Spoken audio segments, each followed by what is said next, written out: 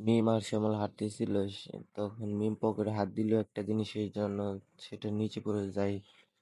আর শ্যামল মোবাইলের ভিতরে আসক্ত ছিল যে সে সুমায়াকে নিয়ে হাঁটতেছিল, সুমায়া মোবাইলে আসক্ত ছিল।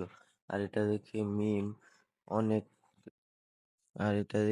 অনেক রেগে যায়, তখন চলে যায় এখান থেকে। আর আর তোমার বয়ফ্রেন্ড রাহুলও এটা দেখে রেগে যায়, তখন রাহুল আর মিম সেখান থেকে চলে যায়। তখন মিম আর রাহুল একটি জায়গায় এসে বসলো।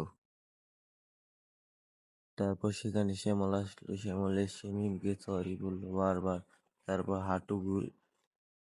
মাটিতে বসে সরি বললো। তারপর মিম একটু খুশি হলো আর শ্যামলকে জড়িয়ে ধরলো। তারপর সেখানে সুমাইয়া আসলো, সুমাইয়া এসে শ্যামলকে সরি বললো বারবার। তারপর জড়িয়ে ধরলো। তারপর শ্যামল খুশি হলো।